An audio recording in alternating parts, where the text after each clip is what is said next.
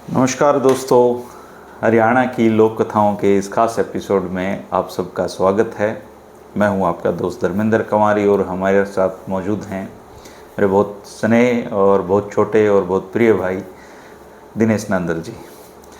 नंदल जी, कैसे हो आप? आपका स्वागत है लोक कथाओं के इस एपिसोड में। यार घनी बांट रहे हो आप जैसे भाई की तो ना। धन्यवाद जी। आप तो देख के नु मेरा भी नु जी करे भाई कदे मैं भी इतना जवान सुथरे नु होया करते हम भी हैं। ये तो जी स्वास्थ्य ही सबसे बड़ा धन है धर्मेंद्र जी। हाँ बिल्कुल, एक रोग हो जाए शरीर में, हाँ जी, चाहे आदमी नु कहेगा मेरा सब कुछ ले लो, मुझे ठीक कर दो। जब आप स्वस्थ होते हैं ना, आपको हजारों चिंताएं रहती हैं, आपको हजारों काम रहते हैं करने को। लेकिन जब आप स्वस्थ नहीं रहते ना, आपको सिर्फ एक चिंता रहती है और वो है आपके स्वास्थ्य ठीक होने की। आप जब पढ़ा करते ना, पता नहीं आपके टाइम पे कहानी आई थी कि नहीं, हमारे टाइम पे थी या हाँ जी, कि जो रोगी होता है ना वो राजा होता है। राजा वो अस्पताल में राजा की तरह बिहेव करता है, सब उसकी चिंताएं करते हैं, उसकी अच्छाई के बारे में सोचते हैं। तो कई बार तो हमने सोचा करते कि अब बीमारी पड़ जाओ छुट्टी खातर। अच्छा हाँ जी, बच्चे प्रयास कर रखते क्या तो मास्टर बीमार हो जाए क्या हम बीमार हो जाओ। पेट दर्द का बहाना लगा लेते हैं अभी भी बच्चे। हाँ, और उसकी कोई दवाई नहीं जी। और जैसे आपने स्वास्थ्य की बात करी ना दिनेश भाई, ऐसे एक मानसिक स्वास्थ्य भी चीज है, वो सब सर्वोपरि है जी। और कई बार जिसके मन में जो मैल हो जाए ना, वो इतना बड़ा नुकसान करा दे है घर में जिसकी कभी भरपाई नहीं हो सकती। बिल्कुल जी। और इसे पर मैं आज आपने एक बात सुनाना चाहूँगा। बहुत बढ़िया जी। एक बार बहुत पुराने टाइम की बात है दिनेश भाई, जो लोक कथाएं हैं ये हमारे बुजुर्गों ने इसलिए चलाई बनाई कि हम इनके माध्यम से सीख लें। बिल्कुल सही भाई कोई काम करने से पहले कुछ सोच विचार कर लें, चिंतन कर लें। तो पुराने टाइम में एक जंगल में एक परिवार रहता था जी, और उनकी जो बेटी थी वो बहुत ही होनहार थी। उस टाइम पढ़ाई लिखाई के तो कोई वो थे ही नहीं, सिस्टम ही नहीं थे। तो वो जंगल में जैसे रहती गई और जंगली जानवरों के साथ पड़ी थी, बड़ी हुई, तो वो जंगली जानवरों की भाषा सीख गई। बिल्कुल जी। वो बहुत मतलब गधड़ क्या कह रहा है, शेर क्या कह रहा है, पहचानने लगी और उससे बात करने लगी। तो बहुत ही फ्रेंडली मतलब उसका एक एनवायरनमेंट बन गया जंगली जानवरों के साथ। लेकिन बच्चे तो बड़े होते हैं और बड़े होते हैं तो उनकी शादियां भी होती हैं। उनकी जो शादी है वो पास ही का एक गांव था, उसमें उसके पिताजी ने शादी कर दी उसकी एक बढ़िया लड़का देख के। लड़का भी योग्य था पर बेमी थोड़ा ज़्यादा था। अच्छा जी। शक्की भी था अपनी घरवाली पे थोड़ा सा। लेकिन फिर भी चलो शादी हुई, वो एक साथ रहने लग गए। वो लड़की बहुत खुश थी। लेकिन एक रात को एक गादड़ के बोलने की आवाज़ आई उसको। अच्छा जी। तो उसने ध्यान से सुनी तो गादड़ कह रहा था कि नदी में से एक लाश तैर रही है और मैं 2 दिन से भूखा हूँ। अच्छा जी। कोई इस लाश को निकाल दो, मैं खा लूँगा, और इसके हाथ में हीरे की अंगूठी है। अच्छा जी। वो निकाल लो तुम। तो उसने सोचा कि हमारा तो गरीब सा ही माहौल है, अब तो धन की ज़रूरत है। तो चुपचाप खड़ी हुई नदी में गई और जंगल में पड़ी हुई थी तो उसने तो कोई दिक्कत ही कौन थी। बिल्कुल ठीक बात। और नदी में तैरती गई, उस लाश ने पकड़ के लाई किनारे पे। जब वो बाहर निकल रही थी घर झोपड़ी से तो उसके पति ने देख लिया उसको। अच्छा जी। मुझे आधी रात ने कित जाओ है, तो पूछने की बजाय उसने उसका पाछा कर लिया। अच्छा। गिल गिल गिल गिल हो गया। तो उसने देखा वो नदी पे गई, नदी पे गादड़ खड़ा है, गादड़ के लिए कोई वो अजीब सी भाषा में बात कर रही है। ठीक बात। फिर वो नदी में तैरती गई, फिर वो लाश लेके आया है। और चूंकि उसने अंगूठी, लाश तो फूल गई थी, तो अंगूठी काटते हैं उन्होंने मुंह का भी सारा लेना पड़ गया। बिल्कुल। और फिर गादड़ थी वो लाश सौंप के और घर वापिस आ गई। तो उसने अंगूठी रख ली, भाई जब सही टाइम होगा मैं अपने पति को दूंगी बेच के, आवश्यकता होगी बेच के अपना घर चला लेगा। लेकिन पति का दिमाग में खटका हो गया कि ये तो राक्षस है, कोई डाकण है, ये तो लाश खाती है। और पूछे ना उससे कि क्या बात थी, मने मन में गुबार हो गया वो। उसका बाप छोटा मोटा दुकान करता था किसी नगर में। तो वो उसने अपने पिताजी को बताया कि गलती कर दी आपने तो शादी में, घर तो ढक्कन ले आए अपन। अच्छा। तो बोला भाई कैसे? फिर उसने पूरी कहानी बताई कि ऐसे ऐसे ये नदी मैंने खुद देखी है अपने आँख को। हाँ, मैंने काटती देखी लाश को। बाप भी बड़ा चिंता में, भाई एक छोरा है। फिर भी उसके बाप ने कहा बेटा पूरी तसल्ली कर ले पहले, बोले तसल्ली तो जब करूँ ना, मैंने किसी और की बताई डी बात है, तो देखी है तो आपको देखी है मैंने। तो उसके बाप ने एक बोला ऐसा कर भाई, इसको तू जंगल में ले जा, और कितने पहाड़ी पौड़ी से धक्का दिया इसने। अच्छा, रात कटेगी, कह देंगे भाई हादसा हो गया। हादसा हो गया। तो वो घर आया तो बोला थोड़े चावल बांध ले और मैं तेरे माता पिता से फिटा लूँ, काफ़ी टाइम हो गया है। बोले ठीक है चलो। वो चले, जब जंगल में जा रहे थे रास्ते में तो रात होगी, रात में एक जगह रुकना उनने। रुके तो एक नाग फुफकारने लग रहा है। अच्छा जी। तो वो चूंकि भाषा तो जानती थी सब, समझ गई वो। तो नाग कहने लग रहा था कि गुड़िया मैं बूढ़ा हो चुका हूँ बहुत ज़्यादा, और अब मेरी इतनी भी हिम्मत नहीं है कि ये पास वाला जो खड्डा है इसमें एक मेंढक पड़ा है, इसने खास कहूँ। अच्छा जी। तो इसने काट के मेरे कहानी फेंक देगी, और ये मेंढक जिस जगह बैठा है वहाँ पे धन गड़ा हुआ है, उसको तू ले जा। तो वो तो सांप से दोबारा से तसल्ली करने लगी। हाँ।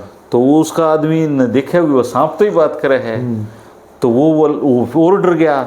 तो उसने देख लिया कि उसको डरते हुए, बोली अब डरो ना, मैंने तो जंगल में इनकी भाषा आती है, मैं तो जंगल में अभ्यास है मुझे। और अब देखियो आप ये क्या कहने लग रहे हैं नाग देवता। तो बोला के को है। तो उसने मेंढक जैसे उसकी तरफ सरकाया तो वहाँ थोड़ा सा खोदते ही उनको पूरा टोकना मिल गया, हीरे जवाहरात का। अब आदमी मनी मन पछता रहा कि देख कितनी बढ़िया बीरबानी, इसने मैं मारन चला। तो टोकना अपने कड़ पर धर के, वो क्या न सवेरे उनकी बाट देखे थे, रात न लिए जंगल में भाषा हुआ जाने। अगर कोई शामी तो शेर आओ तो उसने कह दे भाई जान दे, चिता हो तो उसने समझा दे। बिल्कुल। तो जैसे ही वो घर पहुंचे तो सुबह हो गई थी। उसका बाप अपनी दुकान के लिए उसने सोचा कि निकल गया होगा मेरे पिताजी। तो बोला मैं पिताजी दोनों दुकान पे जाऊँ हूँ, तू सीधी घर चली जाए, यो धन की यो दर दिए उड़ा। ठीक बात है। उधर से वो बाप बेचारा इस चिंता में कि पता नहीं वो मारी गई होगी नहीं मारी गई होगी, वो घर पे ही था। अच्छा। दुकान पे नहीं गया था। तो लड़का दुकान पे अपने बाप को देखने गया और वो लुगाई अपनी टोकनी ठाके घर गई। तो घर पे उसने दूर से देखी कि वह तो आवे है और गेल छोरा भी नहीं। तो उसके जजगी भैया तो उसने मारा ही खाया ही। और उस आदमी ने उसके अंदर घुसते ही एक वो गण पड़ा था, वो सिर में मारा और उसकी हत्या कर दी बेचारी की। और जैसे वो गिरी, वो टोकना तो नीचे गिरना ही था, टोकने से हीरे जवाहरात निकले। इतना वो छोरा भी आ गया।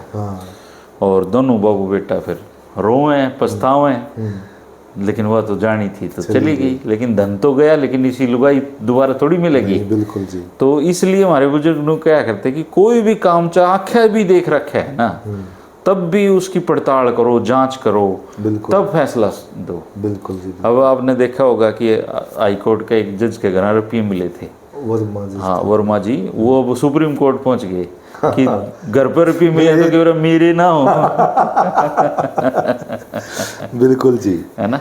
और बड़ा बढ़िया संदेश भी दिया आपने कि कोई भी कार्य करने से पहले थोड़ा सोच लेना चाहिए, विचार विमर्श कर लेना चाहिए।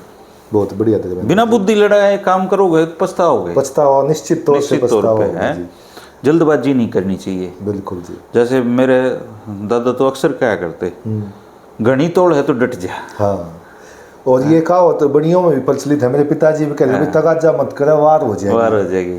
तो वो डटना इसलिए था भाई, तेजी जल्दबाजी करोगे, जल्दबाजी में गलतियां कर जाओगे। बिल्कुल जी, बिल्कुल। तो धर्मेंद्र जी, बहुत बढ़िया लोक कहानी आपने सुनाई।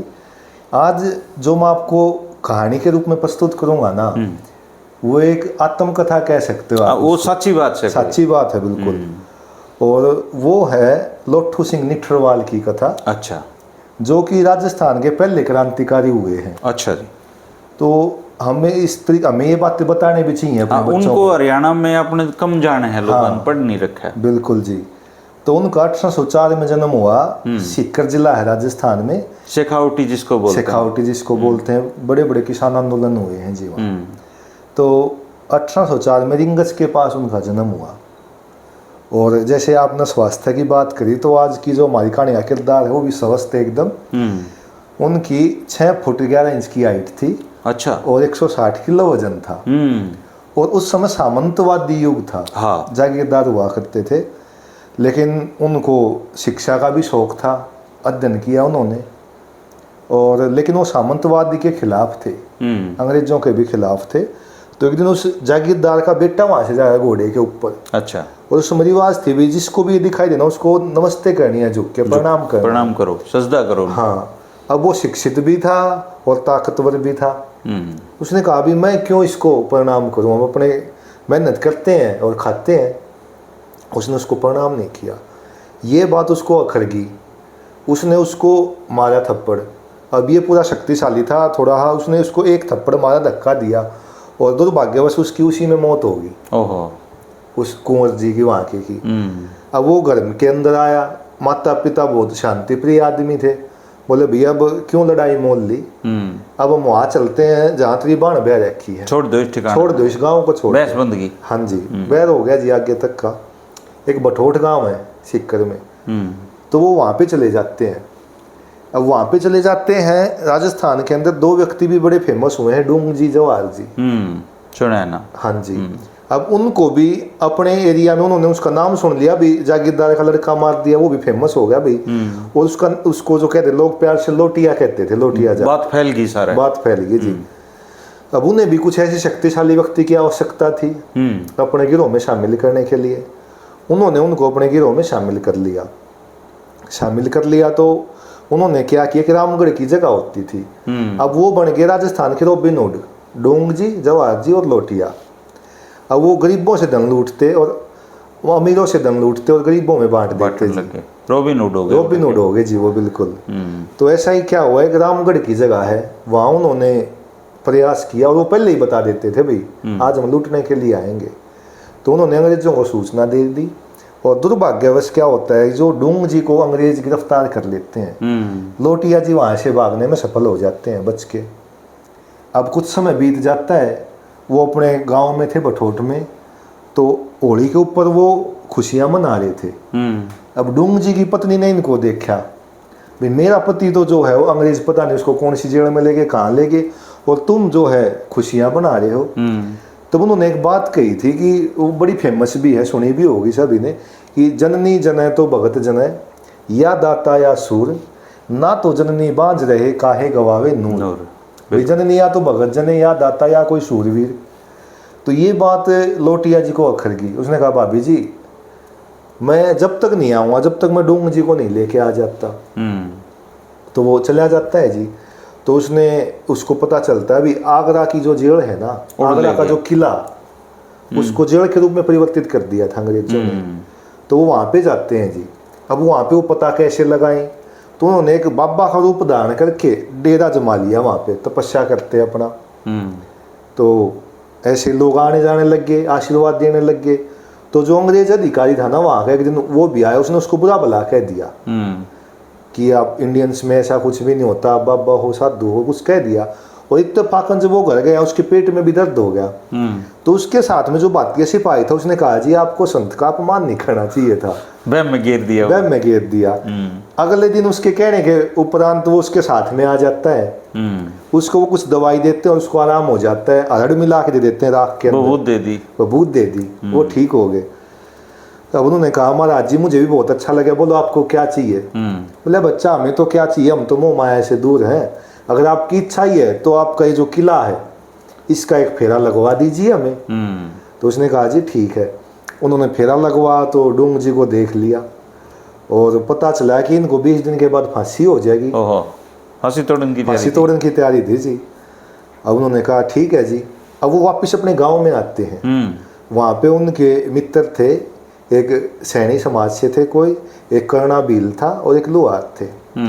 तो कुल मिला के उनका 14-15 गिरोह हो गया जी। अब वहाँ पे जाके उन्होंने क्या किया कि एक बारात का रूप धारण किया उन्होंने, भाई बारात जा रही है। जेल के पास से जब गुजरे ना, अब उन्होंने एक भेड़ ली, भेड़ को चिता बना के जला दिया उसको, अब उसकी बदबू फैलनी थी। तो वही अंग्रेज अधिकारी आए जो उस जेल के अंदर थे, उन्होंने कहा ये क्या हो गया। उसने कहा जी हम तो बारात लेकर जावा थे और दूल्हे के मामा की मौत होगी और हिंदू रीति रिवाज के अनुसार हमें 12 दिन अब यहीं रुकना पड़ेगा। अच्छा। अब ये तो एक सामाजिक भावनाओं को ठेस पहुंचाने वाली बात हो जाती है। अगर उनको मना करते, फिर कुछ जो हिंदू सिपाही थे उन्होंने कहा जी सही बात कह रहे हैं ये, उन्होंने उसको आज्ञा दे दी भी आप रुक जाओ लेकिन आप चले जाना। फिर तो उन 12 दिनों में उन्होंने रेकी कर ली आगरा की। तो उन्हें पता चला उन दिनों मुहर्रम का त्यौहार था और जो सैनिक थे अधिकतर वो छुट्टी पे जा रहे थे। छुट्टी के ऊपर थे, उस व्यवस्था को संभालने में लग रहे थे। तो 10 दिन के बाद में उन्होंने हमला किया और ये गो चिपटन नहीं होती जी, खेतों के अंदर होती है, टांग के लटक जाया करते, ये उन्होंने इनका इस्तेमाल किया, किले के पीछे से वो चढ़े और ऐसा माना जाता है कि 100 से अधिक जो अंग्रेज थे उनकी हत्या भी की गई। फिर 300 क्रांतिकारी बंद थे, सब काट लिए, सबको छुड़वाया गया जी वहां से। ऐसे वीर महान योद्धा थे। और उस कुछ समय के बाद अब उनको गिरोह बड़ा हो चुका था, उन्हें हथियारों की भी आवश्यकता थी। नसीराबाद की छावनी जो हिंदुस्तान की सबसे सुरक्षित छावनी मानी जाती है, अभी भी है, तो उन्होंने उसके ऊपर हमला किया, योजना बनाई, अपनी टुकड़ियों को 3 हिस्सों में बांट दिया। एक टुकड़ी ने हमला किया स्टेशन के ऊपर, ताकि जो छावनी के अंदर जो सैनिक थे वो उस तरफ गए, और जो 2 टुकड़ियां थी उन्होंने नसीराबाद की छावनी को लूटा। और ऐसा कहा जाता है धर्मेंद्र जी कि इतना बुरा लगे अंग्रेजों को इस बात से, उन्होंने कभी जो है ना ब्रिटिश का झंडा नहीं लगाया उस छावनी के ऊपर। लूटने के बाद इतनी बड़ी इंसल्ट महसूस करी उन्होंने। लेकिन जब उन्होंने ये काम किया तो उनके शत्रु भी हो गए। हाँ, वो तो फिर गिरफ्तार तो करने थे। हाँ जी, मारना जरूरी था अंग्रेजों के लिए। बिल्कुल जी। तो उन्होंने एक जो ब्राह्मण की लड़की थी उसको मुंह बोली बहन बना रखा था, वो उसके पास में जाते थे कभी कभी। अब अंग्रेजों ने और कुछ वहाँ के जो सामंत थे उन्होंने मिलकर उसको बहका दिया। अच्छा, लड़की को बहका दिया कि अगली बार जब वो आए ना, उसकी जो बंदूक थी ना उसके अंदर सरसों का तेल और मिट्टी भरवा दी। अब वो उससे मिल के जैसे ही गए तो रास्ते में उन्होंने घेरा डाल लिया। अब वो लड़ते, लेकिन उनकी बंदूक के अंदर वो सरसों का तेल और मिट्टी भरवाई जा चुकी थी, जिससे वो भी जाम हो गई थी और धोखे से उनकी मृत्यु हो जाती है जी। मार दिया जी। 1855 में उनकी मृत्यु हो जाती है, 1855 के आखिर में। और वो इतने व्यक्तित्व था उनका कि जो 1857 की क्रांति के महानायक थे तात्या तोपे, 1857 में वो सेना की टुकड़ी लेके सीकर पहुंचते हैं, क्योंकि उन्होंने सुन रखा था भाई लोठू सिंह निठरवाल है कोई व्यक्ति यहाँ का। लेकिन दुर्भाग्यवश उस समय उनकी मौत हो चुकी थी, और अगर वो उस समय जिंदा होते तो 1857 की क्रांति में एक महानायक और जुड़ जाता, लोठू सिंह निठरवाल। देखो, देश अंग्रेज किन्नू भले बार में थोड़ी छोड़ के गए हैं। नहीं जी, जब उन्हें लग गया कि रहना मुश्किल है, जब भी तो छोड़ा उन्हें। बिल्कुल जी। और 7 लाख शहीद हुए लगभग। 7 लाख तो वो हैं जिनका बेचारा का पता है, आता है, ठिकाना है। ऐसे भी तो लाखों नींव के पत्थर हैं जिनका बेचारा का बेरा ही पता ही नहीं जी। सही है ना। अब लोठू सिंह के जैसे ना अपन नाम सुन रखा है, लेकिन उनके जो और 20, 30, 50 साथी थे उनके बारे में तो कोई जानता भी नहीं। बिल्कुल जी।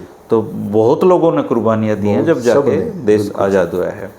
और एक कहावत है, राजस्थान तो याद आ गया, राजस्थान में कहावतें बहुत चलती हैं। बिल्कुल जी। तो वहाँ एक कहावत है कि बाणिये का छोरा पड़ेगा तो कुछ लेके उठेगा।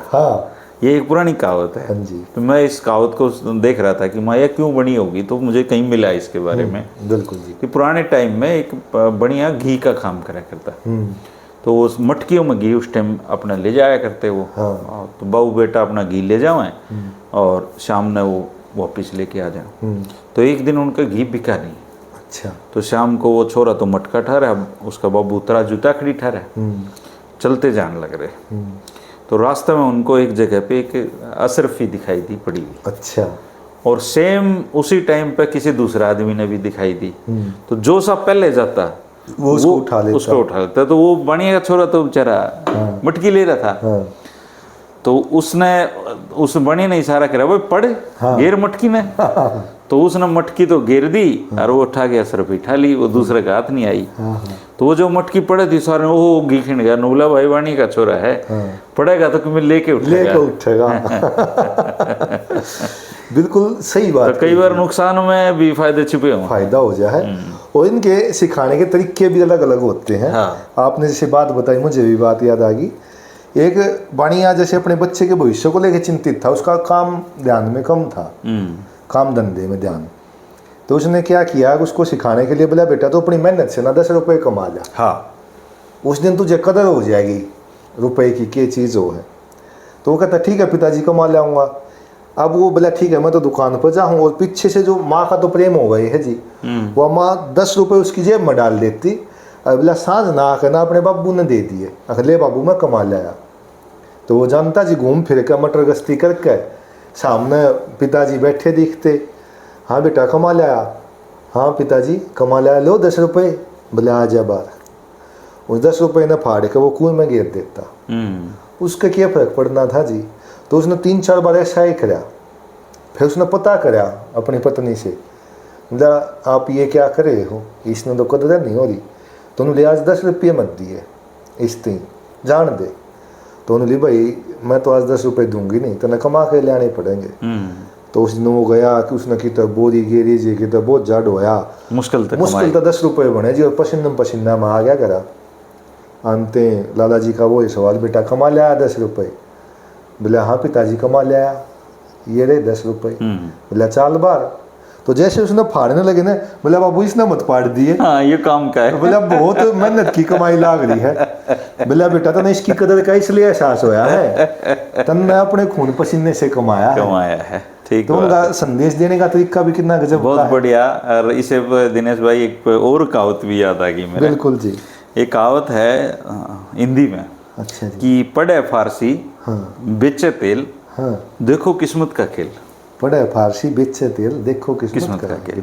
पहले क्या हुआ करता, फारसी जिसने भी बोलनी आया करती ना वो विद्वान माना जाया करता। पढ़ने का एक फारसी था जरिया। तो वो एक कहावत भी आपने सुनी होगी, आत कंगन को फारसी क्या, पढ़े लिखे को फारसी क्या। बिल्कुल। तो ये उसी दौर की बात है। एक तेली का छोरा अपने बाप के लिए काम धंधा कराया करता। ठीक जी। और उनका काम ठीक ठाक बेचारे को चला करता। तो एक बार एक व्यापारी तेल लेने आ गया। और व्यापारी को जैसे कई बार बड़का तो लगाव सा नहीं हो जाया करे, तो वो उस बच्चे से उसका लगाव हो गया। बिल्कुल जी। तो वो जब भी आता घंटा 2 घंटा बैठता, उसने थोड़ी बहुत फारसी सिखा गया। वो फारसी सीख गया। बालक थोड़ा जल्दी सीख ले, बड़ा आदमी पे सीख ही नहीं जा। तो वो फारसी ठीक ठाक सीख गया। तो व्यापारी ने वो बोला जी इसने तो मेरे साथ ही भेज दो, अब मैं जहाज पे रखूंगा, मेरे काम धंधा भी देख लेगा ये, इसने फारसी भी सीख ली। बोले ले जाओ रे, तो तेल का ही काम है, तो इसने ले जाओ। वो उसको साथ ले गया, उसको व्यापार सिखाया और वो बड़ा व्यापारी बन गया। ठीक बात। लेकिन व्यापार में क्या है दिनेश भाई, कई बार घाटे भी लग जाए। बिल्कुल जी, तो चलता रहे घाटा बाधा, तो घाटा बाधे लगते रहे। तो उसके बेचारे के घाटा लग गया, और घाटा भी ऐसा लग गया कि वो 0 पा गया उल्टा ही। अच्छा जी। तो 0 पाने के बाद वो कई जगह नौकरी मांगने गया। अब फेल हो आदमी तो कोई नौकरी भी कौन दे। बिल्कुल जी। लोग भी सफलता को चढ़ते सूरज को सलाम करते हैं। बिल्कुल जी, बिल्कुल। तो उसने सोचा यार मैंने तो मेरे पिताजी वाला ही काम कर लूँ, फिर मैंने बेरा है तेल का हिसाब भी आवा है। तो वो अपना तेल बेचने लग गया। तो तब वो कोई उनका जो बुजुर्ग था वो आया, तो बोला देख यार, पढ़ा है फारसी और बेचे तेल, देखो किस्मत का खेल। वाह जी वाह। तो इस तरह कहावत बनाया करती है। मतलब शिक्षित होने के बावजूद भी जरूरी नहीं कि आपको सफलता मिल जाए। हाँ, सफलता मिल जाए।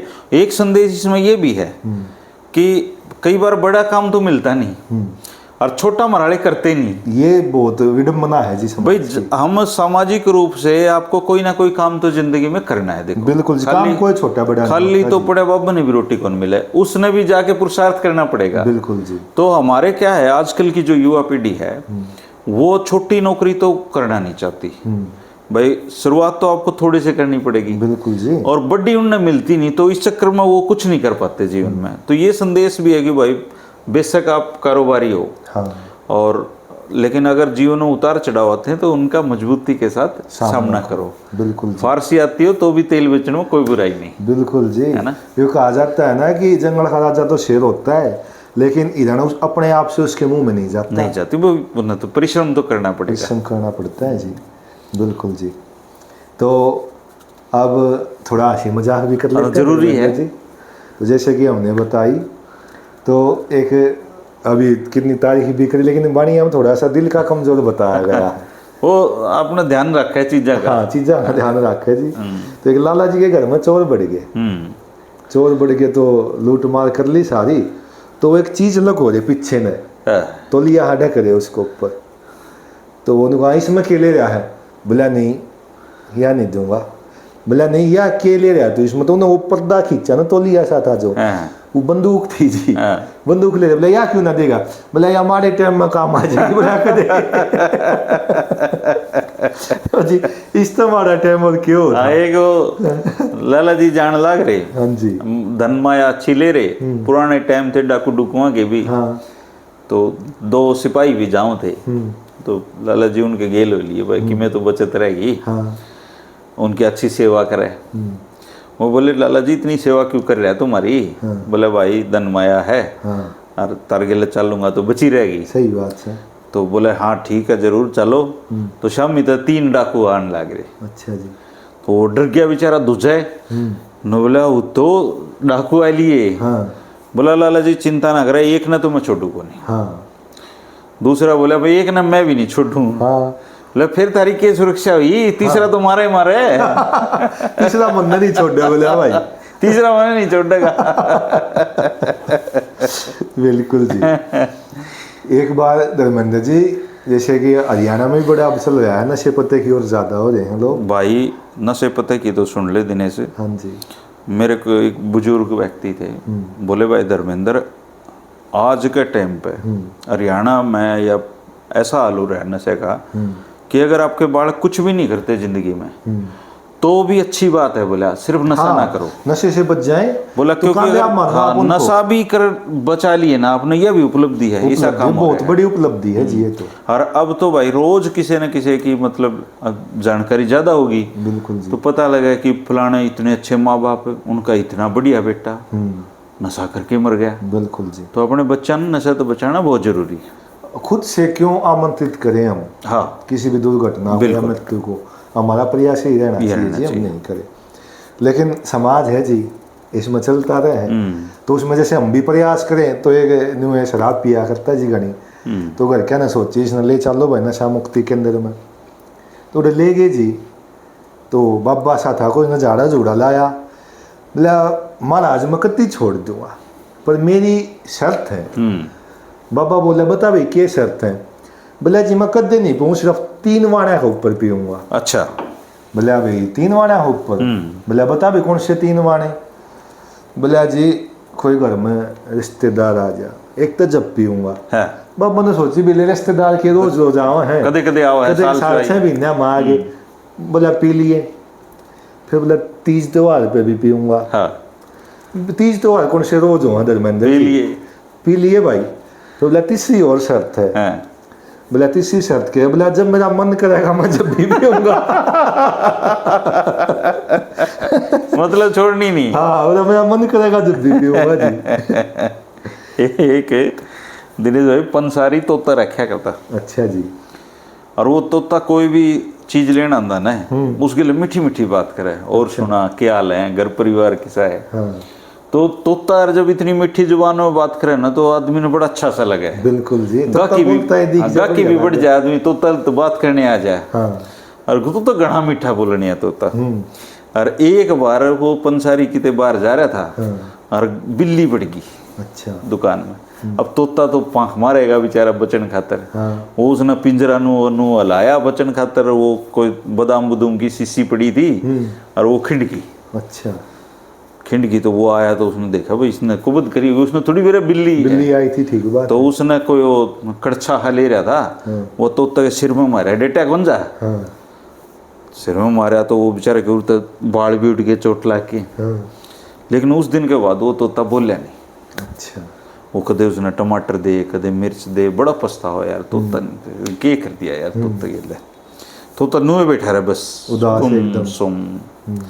2 दिन हो गए, 4 दिन हो गए, डॉक्टर बुला लिए, वैद्य बुला लिए, तोता नहीं बोला। अच्छा जी। अरे एक बाबा आ गया भिक्षा मांगन, जमा गंजा भाई भिक्षा दिए। और तोता ने वो देखा और तोता आशा। अच्छा। तन ने किसकी बोतल गिरी थी। तू भी गंजा जाए तो हो जाओ। आपने बात बताई तोते की, तो मेरे भी एक बात याद आ गई। पर इसमें जो तोता है वो कड़वा बोल रहा है। तो एक दिन में तोता पाल रखा, वो सुबह सुबह बैठता अपने, तो वहां से एक आदमी गुजरता, उसका नाम आप कुछ भी मान लो, रामफल मान लो उसका नाम। तो वो वहां से जो गुजरता वो रामफल की गाली देने लग जानता। काम उसका वो कहता रामफल पूरा दिन पा बढ़िया अंडे जा है कि मैं काम खाना दाम खाना के करे तो न शर्म आवे जिंदगी में कुछ करया है। उसको छो उठे जी घर के कह जब छो उठे डाल की बात। तो वो जाकर बोला उस मान लगती बोला बाबा ने तोते ने समझा ली, बोला यो में बुरा भला का है और गलत बात है भाई समझा लेंगे। अगले दिन उसने लेकर बैठे, वो फिर जाओ उड़ेगा रामफल। बोला रामफल तू क्या आदमी है कि इसे काम खाना दाम खाना, तो शर्म नहीं आती, तू क्या कमा रहा है जिंदगी, सवेरे पहले आ जाए, सवेरे पहले आ जाए, बोला ठल्ली है तू। फिर उसको छो उठा, बोला भाई अपने तोते ने समझा लेना, इसकी नाड़ ने तोड़ूंगा मैं खा। अगले दिन भी उसने यो ही करा जी, बोला भाई हद होली है, जय खाली इसने चूं करी ना तो मैं इस तोते ने छोड़ूंगा नहीं। तो वो अगले दिन फिर उड़े के जाओ, वो तोता नु पिंजरे में राम फड़े वो नु लखाया, जो करा वो लखाया, बोला समझते तू गया होगा। क्या कहना था, ये कहना था मुझे। कई आदमी का है ना, हाँ जी, कई ने गर्मी घड़ी लागया करे, तो अपना एक ताऊ बाजार में चला गया धोती लेना। अच्छा जी, गर्मियाँ के दिन भी गर्मी नहीं पड़े। बिल्कुल जी। तो बोला सेठ धोती दिखा दे, तो उन्होंने धोती दिखा दी। बोला सेठ गर्मी घनी पड़े, थोड़ी पतली धोती दिखा। अच्छा, उन्होंने थोड़ी और पतला कपड़े की दिखा दी। ठीक बात है। बोला सेठ गर्मी की में घनी पड़ा है, थोड़ी और पतली दिखा। अच्छा, वो करदा करदा जितनी धोती थी सेठ दो सारी दिखा दी, वो और पतली मांगदा रहा। तो सेठ भी तंगा लिया, वो गलम तो 10 रुपये काट गए, बोला चौधरी साहब सफेदी करवा लेटा। उस तो पतला तो क्या होगा जी, मेरे पैसे तो पतली धोती नहीं है। हरियाणा के बुजुर्ग भी बहुत मजा किया है। तो ऐसे कि बुजुर्ग बस में चढ़े, अब उनने की हम उम्र कोई महिला बैठी, कोई बुढ़ी बैठी थी, वह उसका लखा लिता वो किस जागा, उसने माया जी माथे में हाथ, अगर मेरे तो 2-4 साल बड़ी होगी क्या मन के मन रिया था वो कह है, वो कोना बोलिया जी। वो थोड़ी देर के बाद फिर बोला था वो किस जागा, वो भी दुखी हुआ था, बोला बेटी तेरी खातर छोरा देखकर जाऊंगा। तो हरियाणा के जो बुजुर्ग है ना जी, वे भी हंसी में खोल में, और उन्होंने क्या करें, हरियाणा का आदमी उल्टे जवाब नहीं देता, लोग सवाल उल्टे पूछे, सवाल उल्टे कर रहे हैं जी। अब मैं एक वीडियो देखने लग रहा था, वो ताऊ बड़ी सारी लौकी उगा रखी उसने, गया अनोखो पधरे ले जाने लग रहा, तो वो पत्रकार बोला ताऊ ये लौकी है, तो उसका देख के ना भिंडी है। सवाल करे हैं जी ऐसे। दिनेश भाई पता है क्या है, हंसी मजाक अच्छी चीज है, लेकिन अहंकार बहुत बुरी चीज है। आजकल समाज में है ना, अहंकार बहुत आया हुआ है, और अहंकार का सबसे बड़ा कारण ये है कि तो ताजा सादा साहूकार हुए है ना, कहते हैं कि उनमें धन का अहंकार ज्यादा आ जाता है, होना नहीं चाहिए। तो उस पे एक कहानी में छोटी सी बात है, बिल्कुल प्रसंग, और वो एक संत की बात है, एक संत की सुनाई हुई है। एक बहुत पुराने टाइम में जो राजा था, बड़ा अच्छा पराक्रमी राजा था और परोपकारी राजा था, अपनी जनता का बड़ा ध्यान रखा करता जी। तो उसको बैठे बैठे ख्याल आया कि मैं एक ऐसी अंगूठी बनवाऊं जो मेरे बाद भी मेरे जो संतानें इस गद्दी पे बैठे हैं उनको ये याद दिलाती रहीं कि भाई अहंकार नहीं करना है, तुम यहाँ पे मतलब स्थायी नहीं हो, दुनिया में ये सब सराय है, या आप मैं सब चिड़िया यहाँ सब प्रवासी हैं, बिल्कुल ठीक है। तो उसने अपना सुनार बुलाया, भाई आप हमारे राज्य में इतने साल से आपकी पीढ़ियां सेवा कर रही है, तो एक ऐसी अंगूठी बनवाना चाहता हूँ जिस पे ये संदेश लिखा हो जी, और आप ऐसी अंगूठी बना के लाओ। बोले बिल्कुल राजा साहब। तो वो अपने टकसाल में गया, उसने बहुत सुंदर एक अंगूठी बनाई, लेकिन वो तो सुनार था, विद्वान थोड़ी था, बिल्कुल उसके लिए तो फिर आपको मास्टर की जरूरत पड़े। तो उसने संदेश खातर वो एक महाराज बाबा था उसके पास गया कि बोले महाराज ये दुविधा है, अंगूठी तो मैंने बनवा ली, इस पर लिखवाऊं के? तो वो बोला इस पर लिखवा भाई। तो सोचो आप क्या लिखवाया होगा उसने। आप जो महाराज थे उन्होंने उस अंगूठी पे लिखवाया, ये समय भी गुजर जाएगा। सही बात है जी। तो राजा ने जब देखा तो बड़ा खुश हुआ कि भाई जब अच्छा टाइम चल रहा है, हाँ, तब भी ये बात याद रखो कि ये सारी उम्र अच्छा नहीं रहना, बिल्कुल जी, बीतना ये तो गुजर जाएगा, बिल्कुल जी। और जब बुरे टाइम आए हैं वो टाइम हो जाए भारी, बिल्कुल। लेकिन सच्चाई तो यह है कि भाई धूप छाँव है, ये तो जिंदगी की, बुरा टाइम भी गुजरना है, बिल्कुल गुजरना। तो राजा ने बोला ये बिल्कुल परफेक्ट अंगूठी है, मैं आपको नहीं उस संत का भी सम्मान करना चाहूंगा। तो हम सब है उसमें, आप भी मैं भी सब शामिल हो गए दिनेश भाई, कि जिंदगी में अगर हम दूसरों के काम ना भी आ सके, बिल्कुल जी, उनके काम में टांग नहीं डालनी चाहिए, बिल्कुल आपने बढ़िया बात। परोपकार और दया हमारे दिल के स्वाभाविक स्वभाव होने चाहिए, मूल प्रवृत्ति होनी चाहिए। हाँ, बिल्कुल धर्मेंद्र जी। जन्म मृत्यु, लाभ हानि, यश अपयश, ये अपने हाथ में नहीं है। लेकिन ये कलयुग है, ये कलह का और दिखावे का युग है जी। हर जगह कलह मिलेगी आपको, दिखावा मिलेगा। हम अपने जीवन जीना महंगा नहीं है, उसको महंगा बना लेते हैं दिखावे के लिए जी। दिखावा करना वोड है। और आपने बहुत बढ़िया बात बताई अहंकार की। अहंकार तभी होगा जब हम चीज़ों को सथाई मान लेते हैं, लेकिन परिवर्तन को छोड़ के कुछ भी सथाई नहीं है। ऐसे एक भिखारी भिक्षा मांगने जा रहा था जी, तो उसने देखा राजा का रथ आ रहा है सामने से। अब उसने सोची भी राजा के रोज रोज मिला है, आज तो राजा से बड़ी भिक्षा लेंगे हम। तो राजा जैसे ही पास आया उसने झोली कर ली जी, जो झोली अपने जो रखा करता। राजा बोले आज तो तू ही दे दे मुझे। राजा भी बड़ा बुद्धिमान था जी। तो वो व्यक्ति जिसने सदा लिया ही लिया, देवक की स्त्री, वो देवक की स्त्री जी। राजा बोला मैं यहाँ का राजा हूँ भी, मैं तुमसे कुछ मांग रहा हूँ, तुम मुझे दे दो। वैसे तो सारी प्रजा ही मेरी संपत्ति है जी, बिल्कुल। तो उसने कहा जी, उसका बड़ा कर्जा वो है हिला एकदम, भाई प्रवृत्ति थी उसकी तो लेने की। तो उसने जैसे झोली में मुट्ठी भरा चावला की और वह छूट गया जी।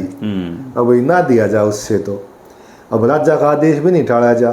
तो उसने जो मुट्ठी बीड़ी होते होते आखिर में एक इसमें उंगली में मुट्ठी में एक चावल का दाना लेके वो राजा की झोली में डाल दिया। अब राजा चले गए जी। अब पूरा दिन उसकी भी दिक्कत रही, एक दाना का दुख रहा, मलाल हो गया। उस दिन उसको भिक्षा भी खूब मिली। वो भिक्षा उसने दूसरे झोले में भी डाल ली, लेकिन जिसकी लेने की प्रवृत्ति थी उसने दिया, उसका पूरा दिन मलाल रहा। और सामने जाकर उसने जब वो उलटा ना, उसको उल्टा किया झोले को, और फिर दूसरे को जिसमें रात जाते दिया था उसमें थोड़े चावल थे, तो उसमें सिर्फ एक दाना था, वो सोने का होया पाया। तो जी दान का इतना महत्व है। तो हम जो अच्छे कर्म करेंगे ना, वो हमारे वो सोने के चावल बनने हैं जी। जो हम किसी से देवांगे, किसी की मदद करें। वो क्या करें अपने बुजुर्ग तो भाई, अच्छा करोगे तो लौट के आओगा। बिल्कुल, प्रकृति का नियम है जी, नियम है ये। आप प्रेम करो, और जरूरी नहीं है कि धन से आप दूसरे की सेवा करो, आप असाधो किसी ने, वह भी सेवा है। असाना तो सबसे बड़ी सेवा है जी। और आजकल तो मुरझाए हुए चेहरा नसाना और भी बड़ी सेवा। बिल्कुल जी, वो मिर्जा गालिब का एक शेर है कि घर से मस्जिद बहुत दूर है गालिब, क्यों न किसी रोते हुए बच्चे को हंसाया जाए। बहुत बढ़िया दिनेश भाई का तो वही है जी। एक बारी एक शराब पिया करता घर में ही, तो उसके घर के समझाओ, बोला बाबू रहने दे। तो वही बात कहो जो हमने पिछली बार कही, बोला बेटा कुछ ना ले जाना। वो फिर भी बोला बाबू रहने दे, बोला बेटा कुछ ना ले जाना। बोला बाबू ही नाला तो छोड़ के भी कुछ नहीं जाएगा, बोला तू लेकर नहीं जाएगा तो छोड़ के भी कुछ नहीं जाएगा, बोला। एक बुजुर्ग आदमी घना तंग अपनी औलाद है, शराबी। बड़ी चिंता में, चिंता में नींद भी कौन आवे, सारी रात बह बह बड़ करे जा। वो दौरे बुढ़ी सोवे बेचारी, उन्हें तड़पे जाए सारी रात, ना नींद आती ना। और तो सुबह एक दिन बोली बेटा तू इन्हें छोड़ दे, सही तेरा बाबू सारी रात पैकड़ा है, मन ने भी नींद को नहीं आती, कदे मर जाएगा। सही बात है। बड़ा इमोशनल बेचारी ने कहा, तो छोरा नुला माँ मैं छोड़ दूंगा, आज तो मेरे बाबू ने एक बार पीने दे। अच्छा। तो बोली बेटा एक दिन में तो क्या है, सारी उम्र नहीं पी, पर तेरे अगर जो इसके एक बार पीने में छूटेगी तो तू छोड़ देंगे। तो उसने रात ने अपने बाबू थी एक पैक बना के दे दिया, और वो नाक सी बंद करके पी गया बुढ़ा। लेकिन जब ना पीने आदमी है उसका तो वो घी भर का असर करेगी ना उस दिन, दवाई का काम करेगी। और वो बुढ़ा सैंस हो गए, कड़ा नहीं करी बुढ़ी भी सोई आराम थे। सुबह उठे जी तो वो नु आया भाई मैं छोड़ दूंगा। तो वो बुढ़ी ने बोली रे बेटा तू तो छोड़ दे, पर तेरे बाबू छोड़ने की ना कही।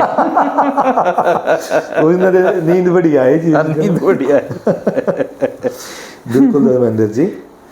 एक बारी एक गांव में एक आदमी का ब्याह ना हो, तो वो परेशान हो रहा बहुत, लेकिन जो बुजुर्ग आदमी है वो छाने हो हैं जी, अनुभवी हो हैं।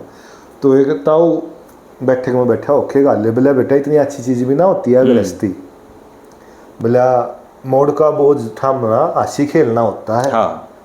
बोला ना, या कोई बात हुई? बोला तो उसका ब्याह हो गया, भगवान की सी करनी हुई। 3-4 साल में उसके 3-4 बालक भी हो गए जी। फिर कोई सा इस गोज मत रुपये काटे, कोई सा उस गोज मत एक ने गोदी ठा रहा, कोई कान खींचे और दुखी हो जाए। उन चारों ने ले रहा जी गिल्ला अपने दुकान पर सामान देवान जानता होगा।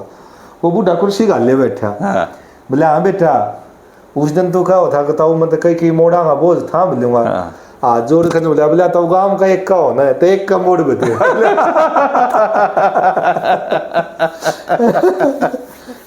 गांव का एक का हो, एक का मोड़ देना। बढ़िया भाई। एक बात धर्मेंद्र जी, जगह ब्याह शादी में हुआ तो मतलब कि लड़की देखने चले गए।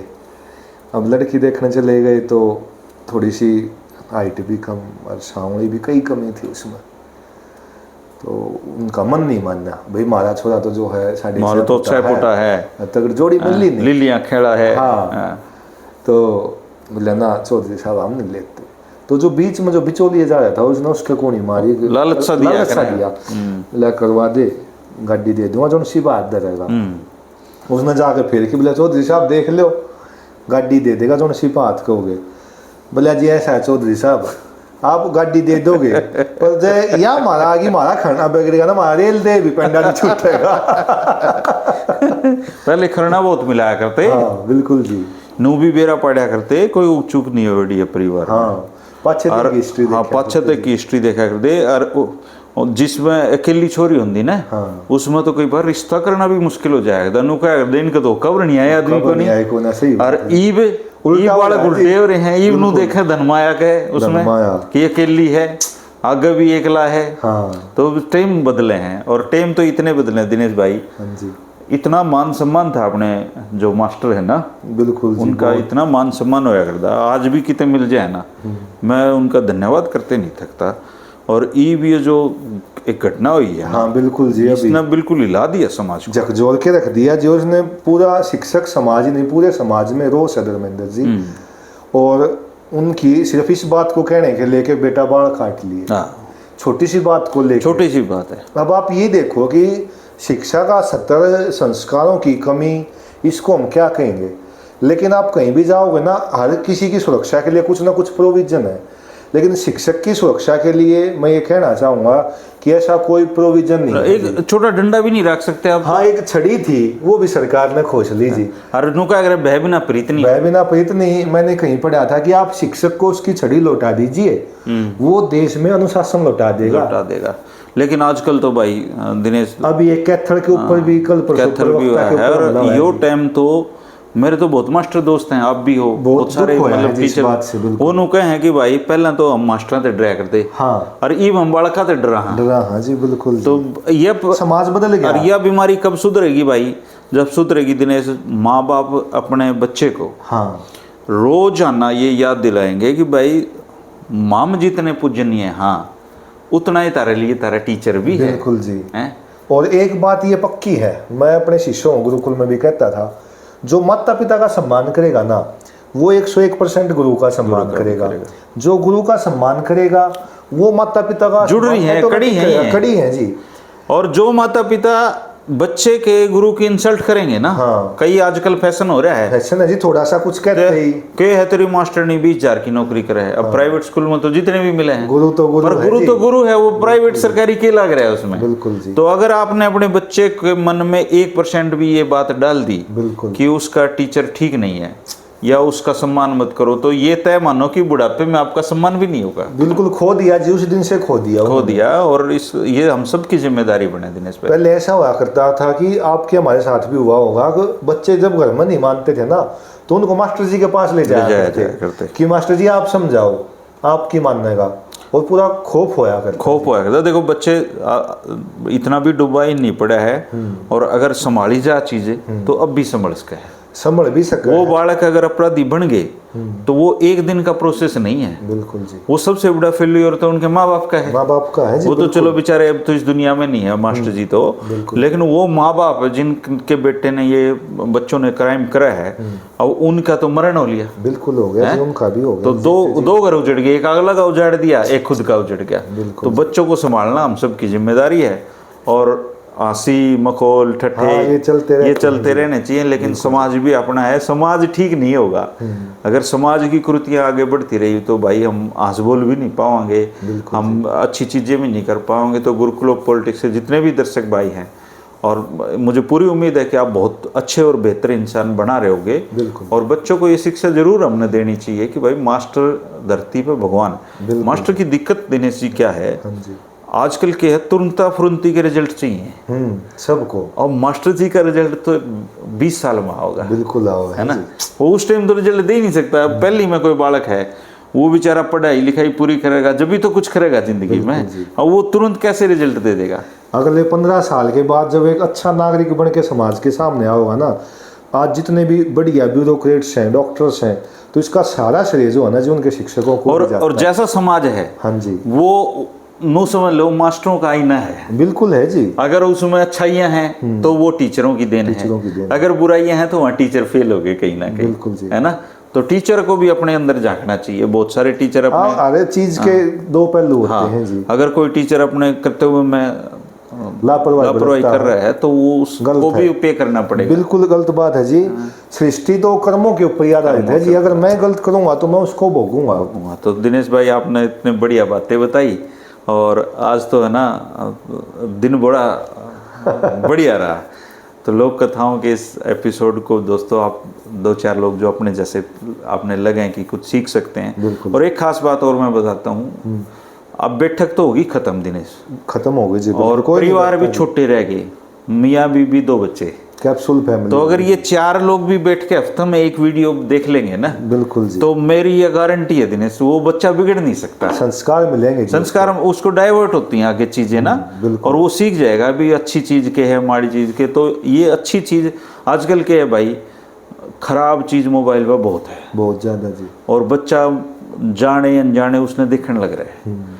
तो अगर उसको आप ये आधा घंटा भी अपने साथ हफ्ते में दे दो तो यह डोज है, बूस्टर डोज है, बिल्कुल काम करेगी जी, काम करेगी। और ये संस्कारों का निर्माण करते हैं। शिक्षा भी जरूरी है, शिक्षा के साथ साथ अगर आपको संस्कार मिल जाएंगे ना, तो आप एक अच्छे नागरिक बनोगे। और ये कोई कहानी की तो गडेड़ी नहीं है अपनी, नहीं जी, ये तो अपने बाप दादा, उनके बाप दादा, फिर उन खुद की लोक कथा का तो कोई अंत नहीं, 500 साल पुरानी भी हो सकती है। बिल्कुल जी, बिल्कुल। तो आप ये देखो कि हमारे जो बुजुर्ग थे उन्होंने एक समय को पार देख लिया था, बिल्कुल, कि जो कहानी आज से 100 साल बाद पहले सुनाई जाओ वो आज भी काम आ रही है, बिल्कुल काम आते हैं, शिक्षित कर रही है, सिखा रही है। तो सारे इसको अच्छाई न फैलाओगे तो अच्छाई फैलेगी, अब बुराई न फैलाओगे तो बुराई फैलेगी भाई। तो सारे जितना भी, मुझे ये इतना तो उम्मीद भी नहीं थी कि इतने लोग इसको देखने लग जाएंगे, ये तो मजाक बहुत अच्छा। और बहुत गुरुकुल ऑफ पॉलिटिक्स के जितने भी दर्शक हैं अपने, जो इस लोक कथाओं के एपिसोड की मी वर्गी पाठ देखे हैं, सबको वंदन है, नमन है।